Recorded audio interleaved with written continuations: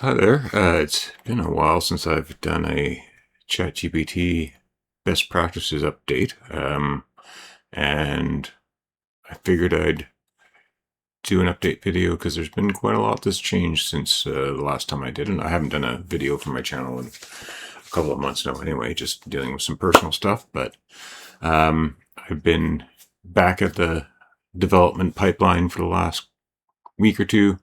Um, and the big thing that happened on the ChatGPT side of things since the last time that I did a video was the release of the new models. So I think when I last did this, we were working with ChatGPT 5.5, and 5.6 came out. And one of the big changes that happened with 5.6 is they released three models at the same time, which are Luna, Terra, and Sol. So basically, Luna is sort of the fast and cheap model, Terra is the mid tier, and Sol is their new top tier model. And it's basically OpenAI's direct competitor to the Mythos class models that Anthropic put out. And the only one that's public is the Fable model that came out around a month or so ago now, I think. Sol came out a week or two ago. I think it was about 2 weeks ago now at this point. And these have been game changers. I haven't played with Fable because I let my subscription expire before Fable came out. So I've heard good things about it. The big reason why one of the big reasons why I'm sticking with OpenAI at this point is one, that it's a little bit cheaper. Actually, it's a little bit cheaper for the subscription, and it seems to be a lot cheaper as far as the amount of token use that you use. Token use is kind of key with these models these days, where, and again, if you're not familiar, a token is essentially a word or a piece of a word, and you're sort of metered based on input and output tokens. Input tokens are tokens that you put in a prompt or the context of the conversation up until that point that gets passed to the model. And the output tokens are those generative AI, the predictive token response that you get, which is the conversation that you get back from the model. Generally speaking, output tokens cost more than input tokens, but they both will cost, if you're paying for the API, which is if you're dealing with an enterprise or a real production use of these types of tools, you'll be paying the API cost. But with these subscriptions, which is, I've got the lowest tier, the paid subscription for OpenAI, which is the Pro, I think it's called. Anyway, it's the $25 a month Canadian subscription plan. You can also jump up to $100 roughly and $200, probably a little more. I think that's US dollars anyway, where it gives you 5 and 20 times the amount of tokens. But for the work that I've been doing, it's been more than enough, especially as one of the things that I've really found, again, another one of the reasons where I'm very much preferring OpenAI's models, is that they've spent a lot of effort in ensuring that their models themselves are pretty low in the amount of tokens that they need in order to solve a similar problem that you'd use with Anthropic. You could be paying up to twice, maybe even more, as far as either cost or sort of subscription usage to do the same work in Fable if you're doing with versus Sol. So before I get into kind of what I've been doing, my general impressions are I've been primarily using Sol to do the design work, brainstorming, any of the really engineering heavy tasks. When it comes to repetitive work, where I've got a very clearly defined piece of work that I want the model to do, I'm happy to bump that down to the Terra or the Luna. With Terra, so with Sol, my default. So when you're choosing your model here, you've got your model and your effort. With Sol, my effort by default is medium. I might bump that up to high for something that really needs to, if I'm doing like brainstorming or sort of the kickoff to a new piece of work that I haven't really flushed out as sort of what the requirements are, I might bump it up to high. But I find even at the medium level, I have had no issues with using the medium effort level on the Sol. With Terra, that one I found even at medium, it's fine. But high is also good. I tend to stay away from anything above. It seems like light, medium, high are kind of all, they're giving you that good performance balance of uh, good responses, but not burning up your token usage. So, but again, Terra, if I'm comparing it to the 5.5 model, which was the top tier model before these three came out, Terra on medium, or even I found Luna on high, are pretty equivalent. I haven't really noticed much of a difference, and they both seem to be just about the same sort of behavior performance that I get from 5.5. So if you're, and they're both cheaper than using 5.5 as far as I know. So if you have been using 5.5 as your model up to this point and you're wanting to use something with a comparable level of ability and functionality, Terra and Luna, say Terra on medium, Luna on high, both are perfectly fine. So I'm leaning now more towards, just because the Luna on high I think is cheaper than Terra on medium. So, and I haven't really been able to discern much of a difference between the two. That's kind of my default, that if I have a task that I know is fairly well defined and is mostly automatable, I'll use a Luna at high, or Terra medium. But like I said, right now I'm choosing Luna at high. And then Sol, like I said, at medium for the stuff that really requires some engineering and more long-term work. The biggest change, other than I do find that the Sol performance is better by far over the old 5.5 models or these Terra and Luna models. The biggest change, though, that I found with using Sol is that you can get it to do a lot more work without interruption. So one of the big thing about Sol is that it will work for a lot longer, depending on what your prompting is set up for, and the type of work that you're doing. I do have some pretty hard stops for things like if it's going to do DevOps, I want it, before it does any sort of destructive change, I get it to stop what it's doing and confirm with me what it's about to do. This was a lesson that I learned when I had 5.5 wipe out my entire database without, which was not my intention when I gave it a task to try and do a sort of stand-up test of my scripts to make sure that I could reproduce the current database that I had. I had it blow away the database, and I had to do some rebuild and recovery of data. That was a real pain. So that was a block that I put in my agent instructions, that for that particular skill anyway, DevOps. But I've had so one of the things, I guess, the big change for me is with Sol, now I can actually, my prompting habits up until Sol were pick a unit of work, describe it in fairly good detail, and set it on that. And then it would work for maybe, and this is true for both 5.5 and the Terra Luna models, it'll work for somewhere between a couple of minutes up to maybe 10, maybe 15 minutes. And then it'll stop and come back to me. And the units of work have been simple things like, so if I've got, like the big workflows that I'm working on right now is ingesting public data from the municipal level. And again, my target for my prototype is the city of Charlottetown. And so the overall pipeline flow for working with this is I've got to take the PDF, pull the text out of the PDF. So that usually means either if the PDF has text that I can just extract, it'll extract the text. If it requires OCR, or object character recognition, so essentially if it's that's a photograph of a text field, of a text page. It'll have to do object character recognition first, and then get that into a text file, usually JSON format or a series of text files in a folder.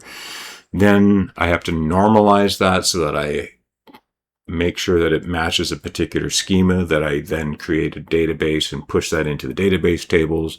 And then I create an API that connects to that database so it exposes it to the back end of my web application, and then I build a user interface on top.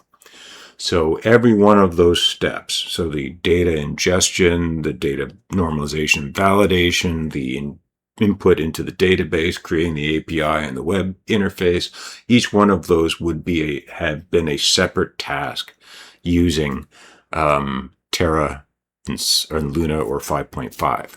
With Sol, on the other hand, I can give it a much more holistic task to say, there have been times where I've got it to do both pulling the data from the PDF, pulling it into JSON, dropping it into the database, updating the API, and updating the user interface all in a single prompt. And in those sort of situations, it's gone off and worked for 45, 50 minutes. Even, I think my longest time I got it running was maybe an hour and a half. And that's a real game changer. So now, when I'm working with Sol, I have spent a lot less time articulating the precise details of what I want, and I am more concerned with a general description of what it is that I'm looking for and the types of output results that I'm asking it to do, and I leave the model to kind of fill in the gaps in the middle. I do have some adjustments to my prompting to get it to, if it doesn't have a full clear idea, if there's some ambiguity that it needs a decision on, it'll stop and ask me, here's some decision points I need some clarity on. But once I've given it that clarity, it'll go off and it'll do the whole thing. Perhaps the best example of that, let me show you my current web application here. So, this municipal prototype that I've been working on it's sort of the starting point of what I see as a long-term project where I want to build a one-stop shop that collects, organizes, and connects as much open data from public entities as I can find, pull it into a single database, and then create APIs and user interfaces on top of that target all sorts of different audiences that might want to be able to view this information. And again, my initial target is municipalities because that's where a lot of my personal passion lies and a lot of my own experience. Again, if you aren't familiar with me and my sort of history of municipal government, I spent a number of years hoofing cameras, a 3-camera setup and audio recording equipment to council and committee meetings all around Greater Victoria out in British Columbia, and basically running the cameras myself. So I'd set up the 3 cameras in sort of focusing either on a wide shot or narrowing in on the speaker, and then sort of moving between the cameras to adjust the angle as different speakers talk or the conversation shifts. Or if there's an overhead projection, I'd get a screen capture of that in case I couldn't get the actual screen, the actual PowerPoint presentation or whatever the equivalent would be. And then I'd take all of that footage and the audio and bring it into an editor, create a multicam video and then push it up on YouTube. I did that as a exercise. Again, my motivation was these meetings weren't being recorded. This is pre-COVID. A lot of that's changed since COVID, where a lot of municipalities had to create a video streaming service because people couldn't attend meetings in public. But anyway, that was sort of it. For me, it was very educational because I wasn't just shooting these meetings, I was attending them and reading through the agenda packages and learning about how municipal government works and how it varies from municipality to municipality. generally when somebody comes to attend a council meeting, they're only interested in the council and in the municipality in which they live or which they own property. And so because I was casting a wider net, I gained a lot of insight around how there's a lot of overlap between municipalities as far as the types of open data that you deal with. It may not necessarily be structured in a uniform way, but it's the same kind of data. And the types of features that could be built on top of that, if you could take that data and bring it into a uniform system, I think could be quite powerful and useful tools, not just to the members of the public, but to community associations, developers, and council and staff and on their own right. So, like I said, I've been slowly building up functionality using these models, and the videos that I put out from a couple months back to 3 or 4 months back, where I was doing a weekly video update, I started with the zoning bylaws, where here we've got,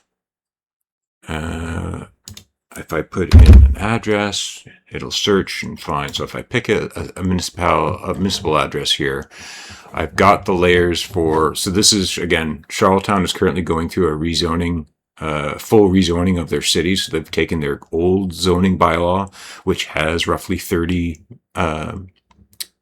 zones. Zones are for land use. So you can have residential, commercial, industrial, parks and green space, institutional like government. There's a whole bunch of different reasons why you'd have a zone. Airport is another one, or seaport. And I can put in the address here, and you can see that the current zone is CMUN and the new zone is DMS. If I go and view spatial restrictions, I've got 2 maps showing up that sort of show you the, I haven't tested this. I think it should still work. Yeah. So it's got all I've got hooked up right now are the yard setbacks. So,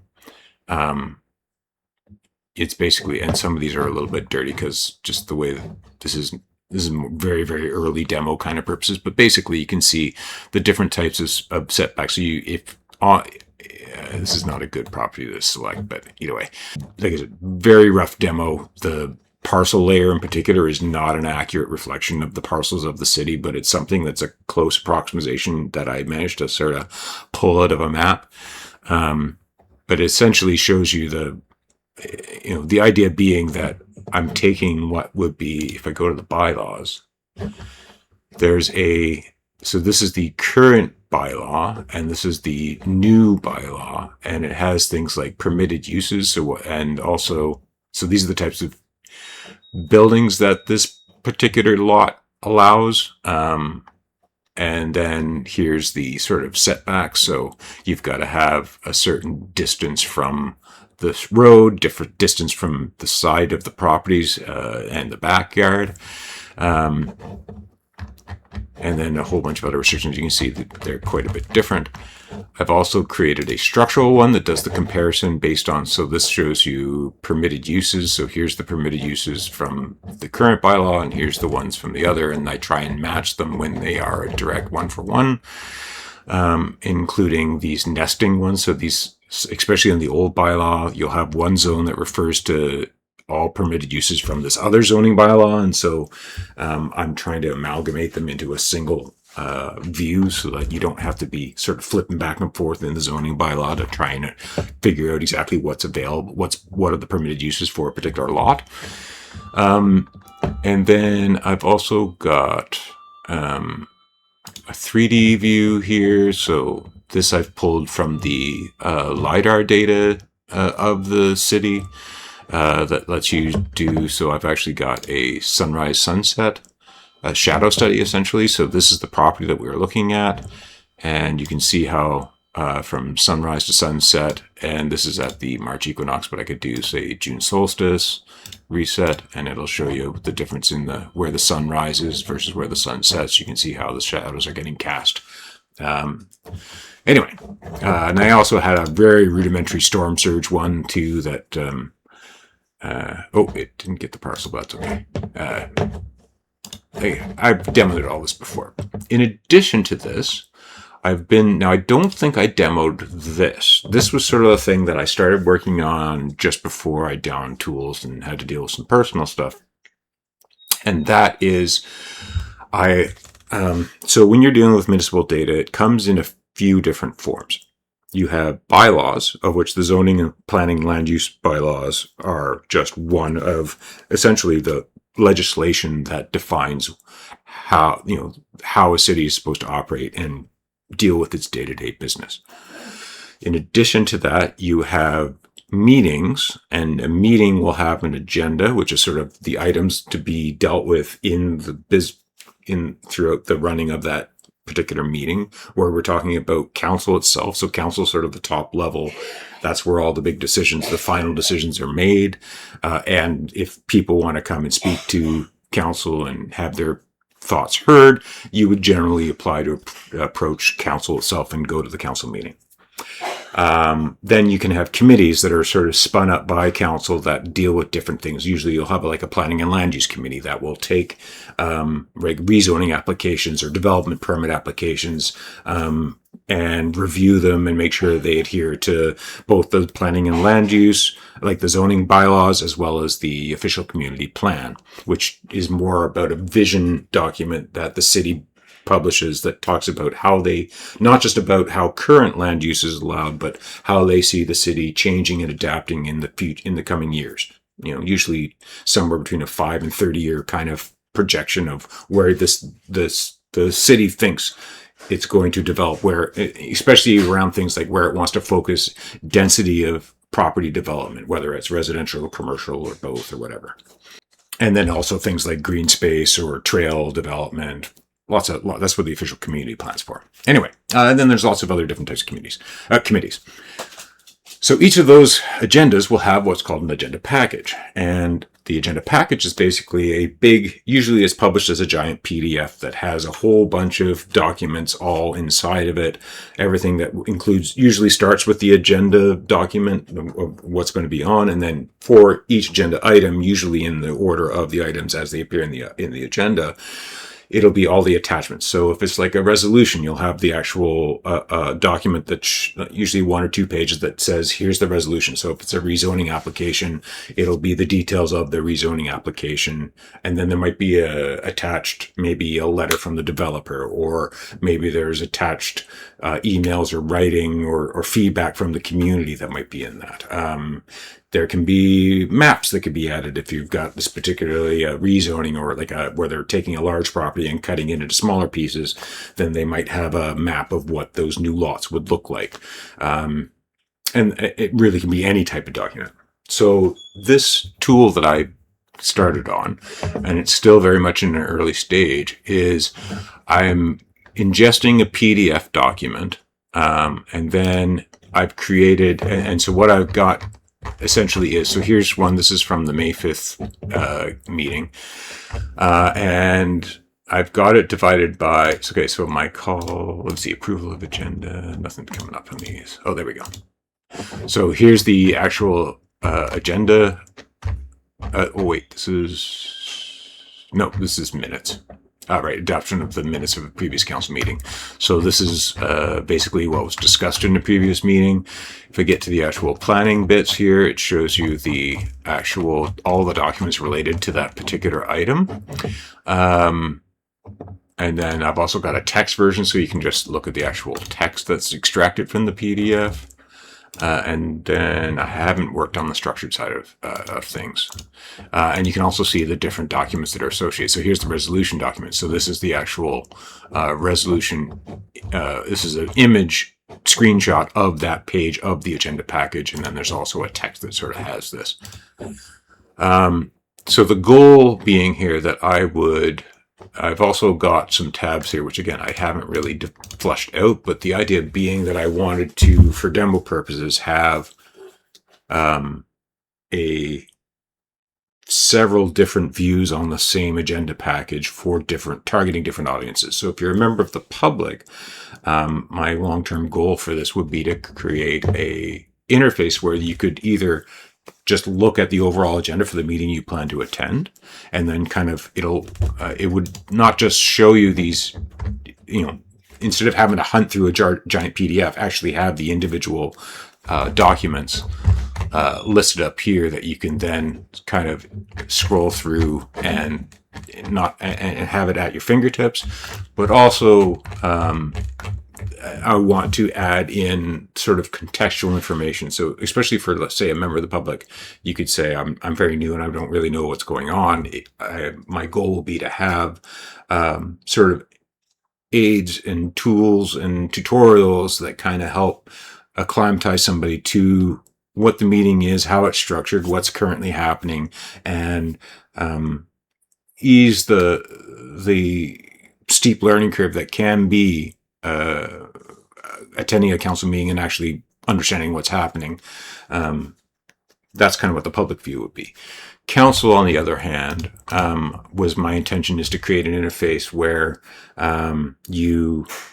it not just shows you, so if an item comes up and it's already gone to committee and committee's had a decision, that I'd like to be able to, ingest all of those committee minutes and agenda packages and anything else that sort of comes together with those meetings, and have a timeline on there so that a council member can actually quickly refresh themselves. Generally, when a business item, especially fairly complex like a rezoning process, between the time that the developer or the property owner submits the development permit application or the rezoning application, and the time that it gets actually approved or denied by council, can be weeks or even months. And it can go from, say, council to the planning and land use committee, and then maybe back to council, and then maybe it goes to another committee because there's some specific irregularity that needs to be addressed by some other group, and then it comes back. So that's something that may not necessarily be put on the front, I don't want to kind of overwhelm a member of the public with that information, but from a council members, like a councilor or a mayor, they would want to have that sort of information at their fingertips. And then also, there's the potential for, if I could provide hooks that allows the staff to actually hook in their own interface long term, there's a possibility that they could actually hook to their own internal systems and have that all in sort of one-stop shop. But like I said, this is still very much sort of demo-y. And there's not a lot, like I said, I'm still pretty, and this is one where we've got, so this is a Patterson rezoning request. I can actually go and view the parcel on the map. So this is the parcel that's being, so I'll have a map functionality and also be able to compare if this is a rezoning, so have the current zoning and the future zone changes. Although again, this is not actually hooked up for this one, so it's still very early, rudimentary, and I haven't looked at this in a few weeks. So, but just like I said, I don't think I covered this the last time I did a video. So there's sort of the high level of this piece. So the other side of things. So like I said, you deal with things like bylaws. You deal with sort of council and committee business where there's an agenda and a meeting and you're dealing with that sort of documents. The third part, and this is the part where I've been spending the last couple of weeks on, is on finances, particularly the annual budget. So every year, every municipality, right around this time, actually, I think we've just passed the passing of the tax rate. So essentially, every year a municipality goes through a process that usually starts about 6 months before, usually in the fall, or so September through December kind of area, where staff gets together by department and says, here's the things that we'd like to work on for the next year, or here's the things that need to be done because, say, like there needs to be a bridge replacement, or there needs to be culverts upgraded, or water storm sewer needs maintenance because it's nearing end of life, whatever piece of infrastructure might be, needs either repair or replacement. Or there's new things, like maybe they want to create a new walking trail, or they want to build a new rec facility, that sort of thing. Basically, every department sort of puts together their wish list, estimates a budget of what they'll need, and that usually gets separated into your operating costs and your capital costs. Your operating costs are your sort of the the non-tangible costs that are required to keep a city running. This is things like paying salaries of city employees, dealing with like software licensing, or there's a whole bunch of stuff. But so operating budget is all based on the stuff that is non-tangible that usually you have to pay every year to kind of do. So like paying for snow clearance, that sort of stuff. Capital costs are more about tangible physical assets. So that could be anything from, like I said, building a new rec facility, or installing a playground, or building a new walking trail, or buying new public works vehicles or transit buses, that sort of stuff. That would be in your capital budget. And then usually you'll pay for capital budget through things like funds, reserve funds, where you've got a pool of money that's being saved up that's you can pull out of to be able to pay for the capital works. The operating, and sometimes you'll have to transfer money from the operating side, from revenue or things like that, to fill up those, top up those funds. And the operating side in particular, but whatever can't be paid for by either grants or reserve funds or other sorts of savings has to get paid for by tax, by property tax. That's the primary way that municipalities raise funds outside of these, like I said, from a provincial source or a federal source, or through internal funds that they've been building up over time. The big key field is around property tax. And so once they've figured out what they want to do for that public year, everything that can't be paid for by these other sorts of sources of income gets tallied up. And then if the current tax rate generates enough revenue for paying for that, then they wouldn't have to change the tax rate. If they get more funds from the current tax rate than what they want to allocate, then they might entertain a drop in tax rate, or they might take that extra funds and put it into a reserve. But often it's not uncommon for the tax rate to get raised in order to cover that gap where they want to spend. They need to spend this amount of money. Their tax rate's only going to pull in this amount, so they have to raise the tax rate. That's the big decision that most property owners care about in the whole budgeting process. So what I've got, and this is where using the newer models has really helped, and that's on this ingestion process. So now I've started again with Charlottetown, and I've taken both the last three budget documents. So 24, 25, each budget usually, because these are passed in the spring to early summer, you're dealing with a fiscal year that usually is sort of the end of one year and the beginning of the next one until the next budget gets passed. So the current budget for the city of Charlottetown and every municipality in the province PEI is the 26-27 budget.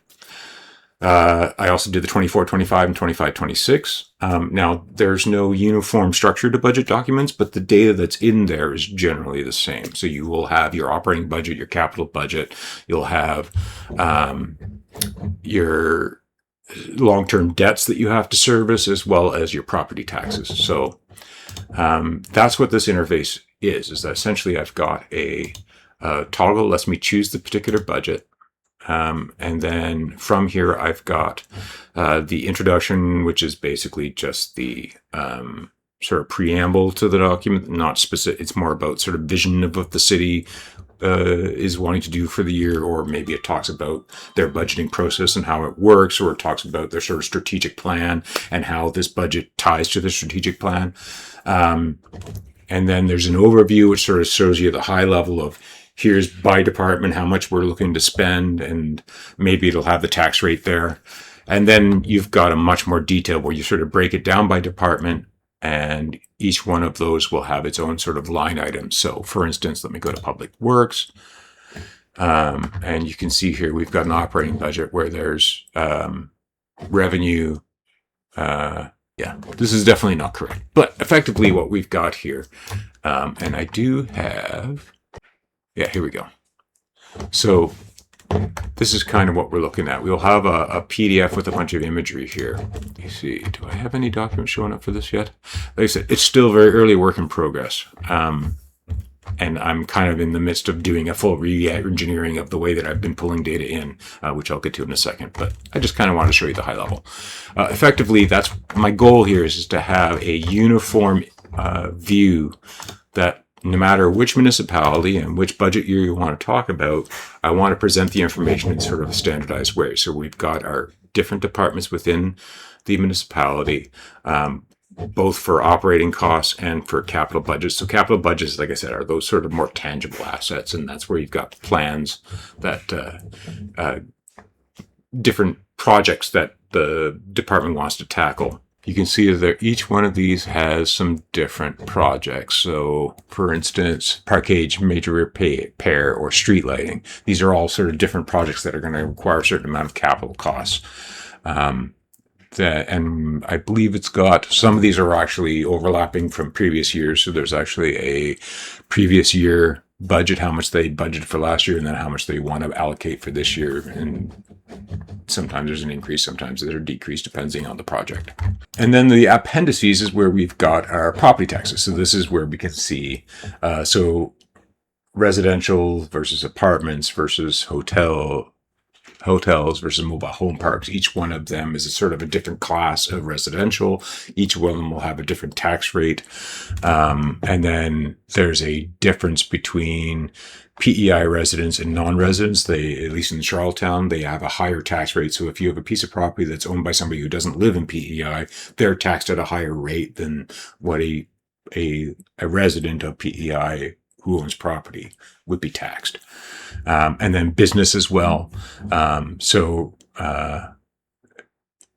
Residential apartments and hotels that are commercial properties, those get taxed at a different rate than residential. And then there's the servicing of long-term debt. So these are the different types of loans that the municipality is currently holding.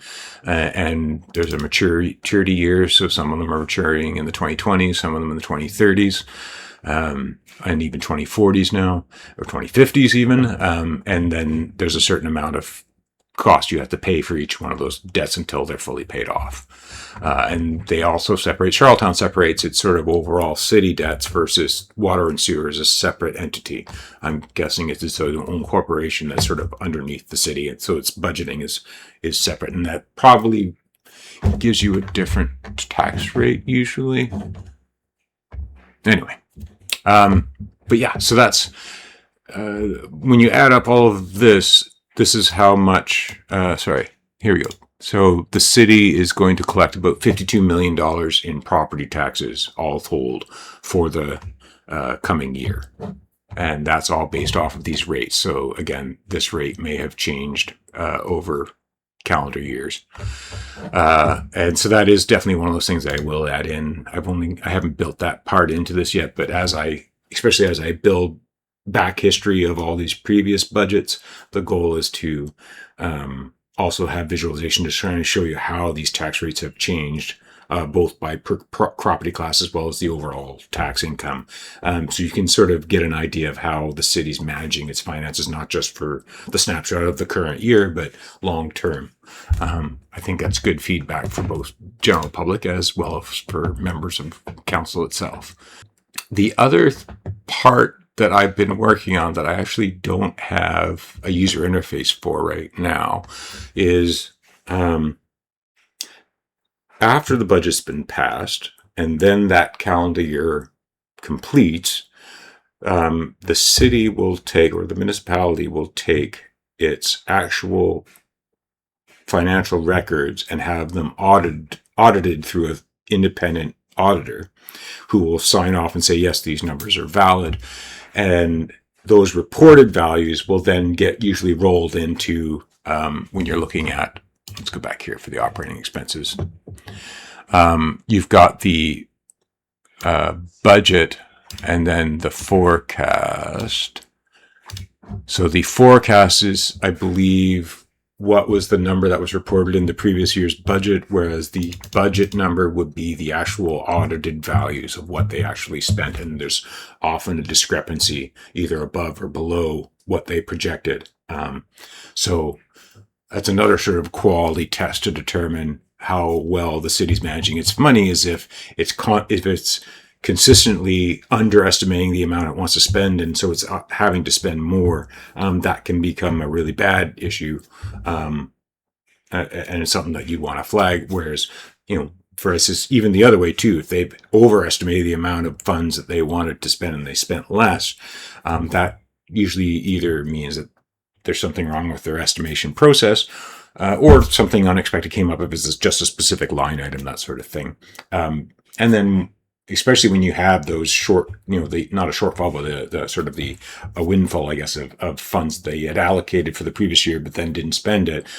One of the decisions in the budgeting process is, what do we do with that extra money that we didn't spend? If it's a project that's ongoing that was allocated, then usually that money just gets rolled into the next year and gets added. That helps pay for the work, like, something like a capital project. Maybe the contractor wasn't settled upon, or the work there wasn't employees available to be able to do the work in time, and so it just gets deferred and it gets done the next year.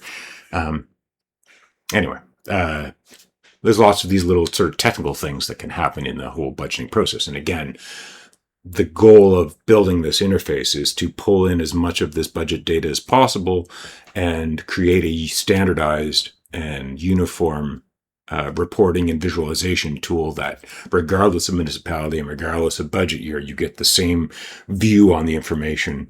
And I can create some power views and analysis tools on top of just the stuff that's currently publicly available, because I'm actually connecting the dots between documents that are related, either by same municipality but different fiscal years, or same fiscal year but different types of documents, like I said, versus the budget versus the reported financials at the end of the year. Okay, the last thing that I'm going to talk about is this piece of functionality, which is the thing that I've been working on this week. Up until this week, the ingestion process has been primarily me pointing the model at a PDF and say, pull out this text, put it into a JSON document, do the normalization process, push it into the database, and then build the interface on top of it. So I was giving a lot of trust to the model to push this information in, and kind of left the normalization and the validation to the model until the point that I could actually look at it. And part of the reason why I was confident with that is that these models have gotten to the point now where that's actually a pretty reasonable ask. And especially with the new Sol model, even if it gets it wholly wrong, and the financial, actually, you know what, now that I just think about this, I do actually have the financial data in here. So it's part of the budget page section. There is a financial observation section, which is the reported financials, the audited financial data. So here's an example of how powerful Sol, like the latest 5.6 Sol model is. And that's when I first got it to create this view, it was basically it did two really bad things. One, it wasn't keeping track of the calendar year, because the way that it's visualized on the page is you've got the year on one line and then the balance word on the next line.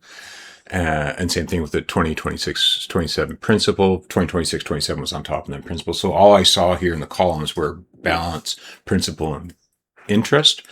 And it also was only listing them in a single, it wasn't doing it in a sort of a tabular view. So it was just like name and then the value. It was just a big long list, and they were all not really sorted very well.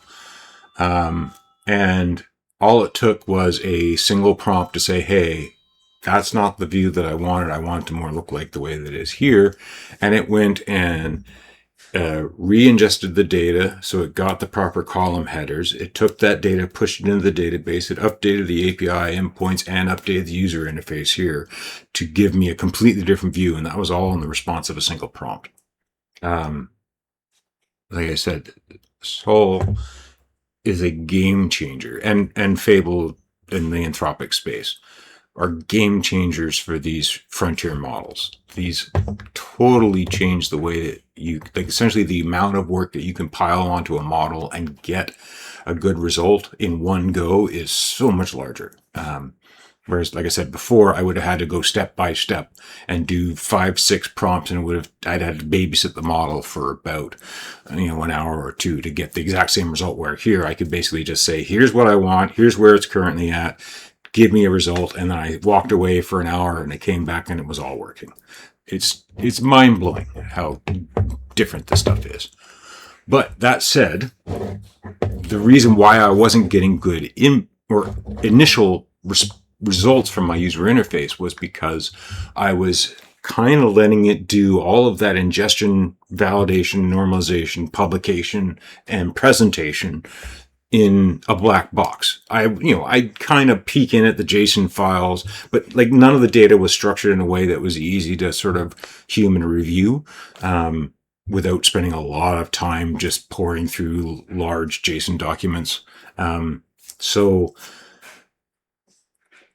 this week has been, especially the last couple of days, really, I've been focused on getting the model to build me a PDF visual review tool. And now I'm currently working back, and I'm using one of the documents I've already pulled in, and I'm pretty confident I've got it structured in the database and viewed on the page roughly the way that I want it. Like I said, there are tweaks and modifications and stuff, but I wanted to use something that's already a known set of data as part of my testing for this. But the whole endpoint goal of this is to have a single PDF. And again, just because PDF is kind of the default file format for public data that's published by municipalities everywhere in North America. And there's lots of good programming tools to be able to read a PDF, pull out data, and all that sort of stuff. So effectively what I've got now is I have a page view here. So I point this interface at a PDF. It ingests the whole thing. It creates snapshots of every single page. So this is the entire budget document. I can click on one of these and it shows me the actual page. And then it's auto creating these boxes and classifying them. So this is a title text. This is a tabular. It's not actually a tabular. Let's go here. Here's a table. So I've got a table view here, and I've got, if I can edit the internal structure, I've got some pretty advanced editing here. So I can actually go and select rows and select these two rows, and then I can go merge because this is just a title. So by default, because it's 2 lines, it's putting it on 2 separate lines. Once I've done that, I can edit the ed. So now, actually, let's go back here. I can also adjust the spacer column. So you can see how it's cutting off. Really, the column split is here.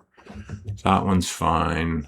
That one's fine. So I can adjust the internal structure of a table. I can also go to text here and edit the internal structure of this, and you can see I've got paragraphs and titles, bullet lists, and so on and so forth. This is not exactly. Let's go back here for a second. So there's still some tweaking to do because you see here this is the page number. What I really want to do is get this down here and then down here. And then I can take this, bring this down to there, so I actually get all the text. And then I can even go in here and say, oh, I don't have it for this type of thing yet. Let me go back to a table. So this is one I haven't started formatting yet. So you can see here, by default, it's figured out that this is the title, but it's also grabbing this top line, which it shouldn't. So I can come here and edit this up. There's a little brief second while it sort of recalculates for this page. Then I can take this and bring this up here. And then I can go and edit internal. And now it's not, you can see the alignment's all a little screwy. It's kind of cutting off some of these in mid. I can go here and go redetect table grid. And it'll just prompt to say, okay.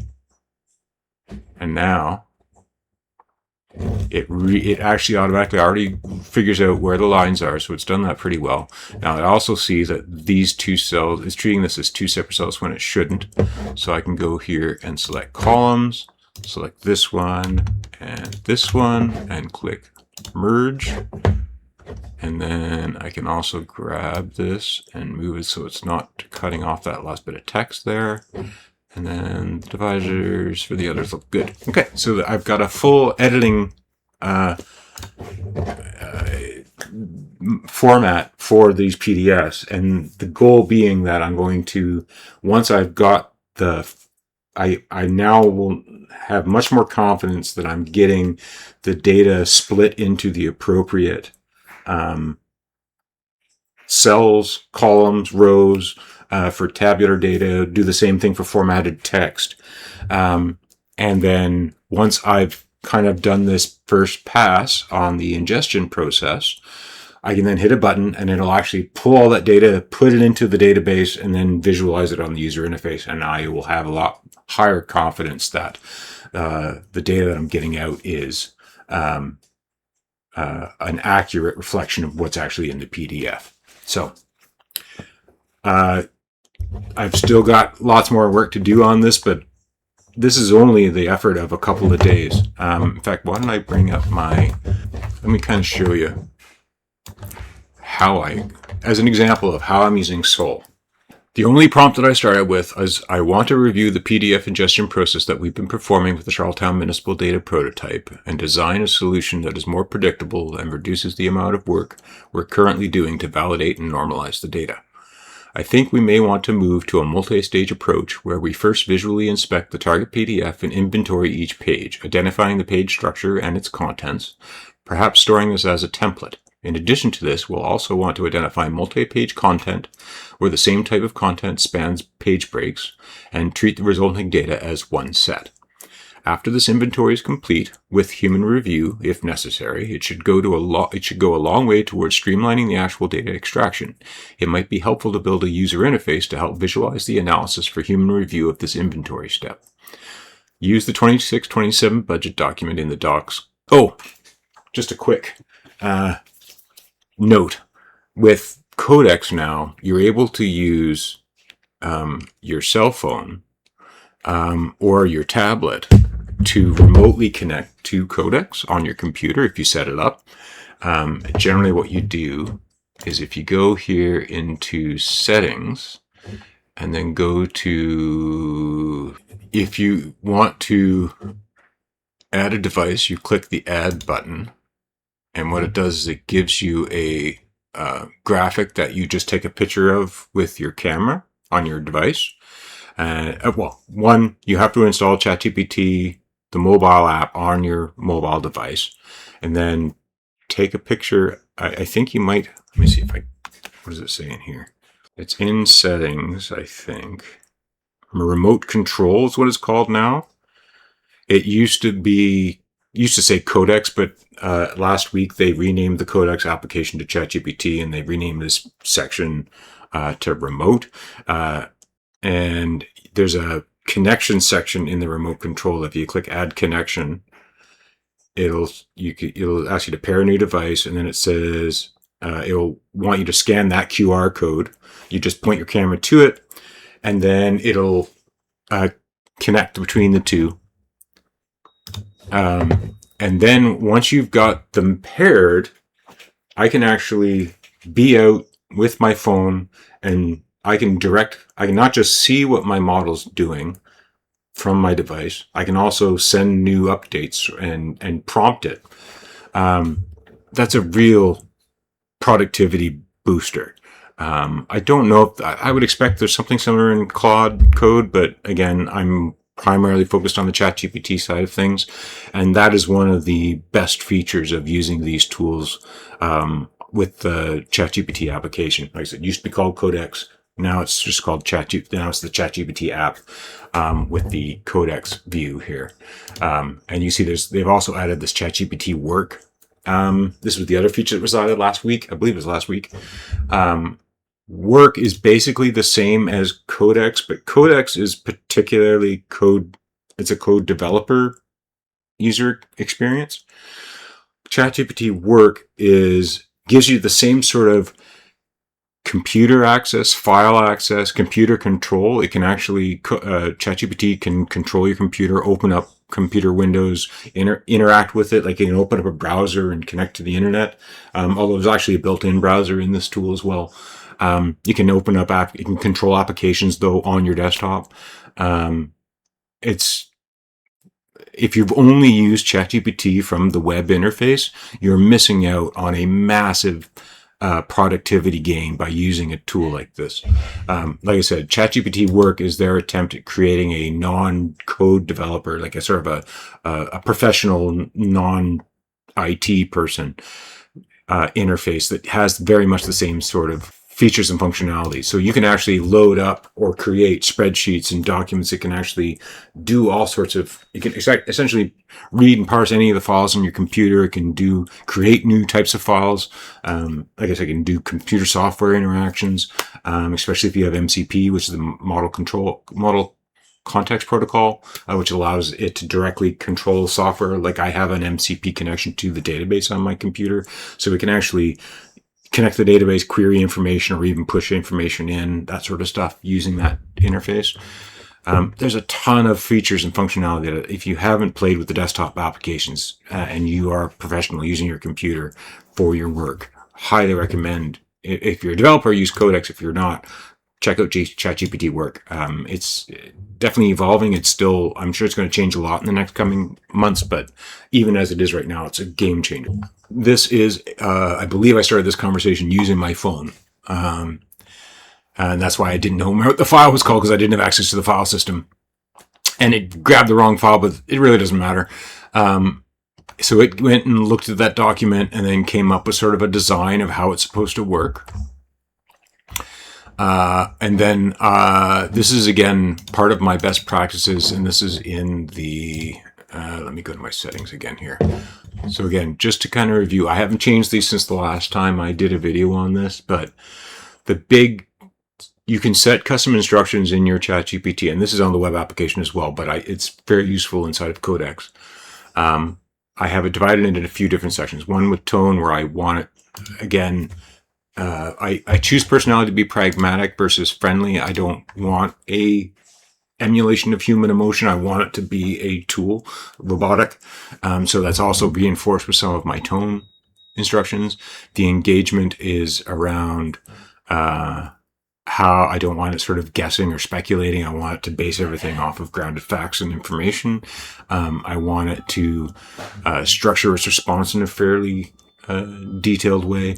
Yeah, this section here in particular, again, this one here, the response end. End every reply with suggested next prompts in fence code blocks. So use a minimum number that fits the topic. So if it's a narrow single path topic, give me one prompt. If it's a topic with two clear follow-up paths, if there's broad, three distinct follow-up paths, it'll give me three. But usually I only get one or two. And I say don't exceed three. Each must be distinct, actionable, and non-redundant, and put each prompt in its own separate code block. That's actually a little redundant. I could strip that last line out probably. I don't think I need to really review the rest of this, but there is, again, if you want to see my previous video, you can kind of look at this or just take a screenshot and take a look at these more. But that's where these are coming from, is that give me a follow-up prompt. And so, again, usually what I've got is I just copied and pasted this workflow here, and then I added in a little extra text saying I switched over at this point to the 26-27 City of Charlottetown financial plan, and so the rest of this worked that way. And then it created architecture specification, so it wrote a specification in my wiki. Again, if you go to my GitHub project, you should be able to find this document, just going off of everything from wiki down as the relative path from the MD Open Data GitHub project. I'll link it in the description. And then also a staged PDF inventory extraction Charlottetown pilot. So this is the this is more about the architecture specification. This is more about the implementation for this particular pilot test. And then I defined the schemas. This is me literally copying and pasting. So I needed the JSON schemas for the staged artifacts. So it defined the schema. And then I got it to build the source evidence generator pilot PDF. So it planned the user interface implementation against those schemas, which I think I grabbed both of those and got it to do it in one go. And then I said implement the read-only review slice. So then it created the user interface, and then allowed me to work through it. I was also I was watching the World Cup game at the time, so I was trying to get it to expose it into a local network thing. Didn't really work out. So I'm just kind of skipping to the point that was, once I had it design its first interface, I was able to look at it, and I said it's all right, but not all. It was doing some things like it was creating a header for every page, and not every page in this particular document had a header. And I wanted to be able to click on a box, select it, drag it, resize it, and then be able to classify the box type. So the type of data that was inside of that box and tables. I just basically have been doing this back and forth, that I would get it to create the user interface. I'd take a look at it. And then if it didn't have the functionality that I wanted, as long as I was good enough about sort of saying what I expected the user interface to do, and how I wanted it to respond, and how the sort of features I wanted the application to have, that's all I needed to do. And it will go and do the full implementation behind the scenes, push it onto my dev website, and then let me kind of review it. And that's been the flow back and forth now. So that's how I do web development at this point. Is I've got a basic web framework that it is my web application that I've built. I did a Claude design to do the original design, and then I've been using ChatGPT to do the actual code additions and pages and functionality and stuff. There's lots. It's still pretty, like going back to this user interface. There's lots of cleanup and maybe superfluous fields and stuff like that, but it's it's like 80% of the way there as it is. And this is a really comfortable workflow for me to be able to have it render a page, me refresh it in the user interface, play with it a bit, tell it what's not working or what's not operating the way that I want, and then get it to make some changes, refreshes the page. And this is a really good way to kind of prototype new applications. And like I said, this is becoming a really sophisticated user interface, and it's all just saying, this is what I want the application to do, and it's building it all for me. And it's doing, like I said, with Sol now in particular, the amount of work that I can get it to do from a single prompt is so much larger. It's accelerating my productivity even more than it has already been. And, I've only been using Codex since March, I think is when the Windows version came out, the desktop application. And it has completely revolutionized the way that I do software development. So I think that's kind of a good stopping point right there. That is both a ChatGPT update. There was a lot of technology under the covers that have changed since the last time I did this, / update on my my municipal data prototype and where I'm at right now. Again, my target now is I'm going to hopefully have this PDF ingestion process pipeline completed in the next week or so, and then from there I should be able to just start throwing in new documents. Right now I'm working on sort of the eliminating the repetitive aspects of things. So a lot of the things that I found with PDFs is that there's generally a consistent layout. So if it's always getting these 2-line column headers wrong, I want to be able to fix it on one table and then say, reapply this to the rest of the document and have it just do it. So that's kind of the piece of functionality that I've been working on today. And the goal being that I'm also I wanted to build up a database of template documents so that when I give it a new file, especially on the agenda package side of things, but even things like bylaws and even potentially budgets, there's going to be a lot of repetitive structured data in these documents. And my goal is to get as much of that repetitive structure stored as templates that it can discover and pattern match and automate, so that the amount of human effort to do the normalization and ingestion part of the data processing gets closer and closer to zero. And certainly between the combination of refining these tools and taking advantage of the newer models as they come out, and they are coming out every few months at this point, I can see a real acceleration to this software that by the end of the summer, my goal is to have all of Charlottetown's data that I can find and get a hold of in the same system with a standard and uniform interface, and then start working in through the fall on pulling in every other municipality in this province.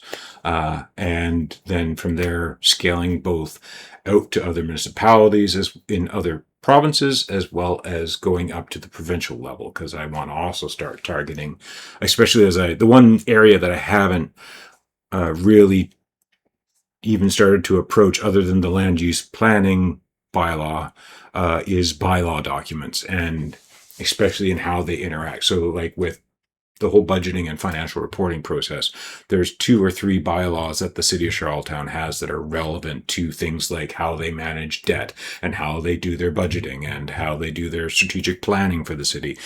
All of that I want to be able to interconnect and then have a user interface that kind of helps network all that information together and visualize in a way that's useful and meaningful and eases the ability to digest this stuff and look at the more holistic, bigger picture view for anybody who's interested in it, especially targeting, like I said, sort of known audiences.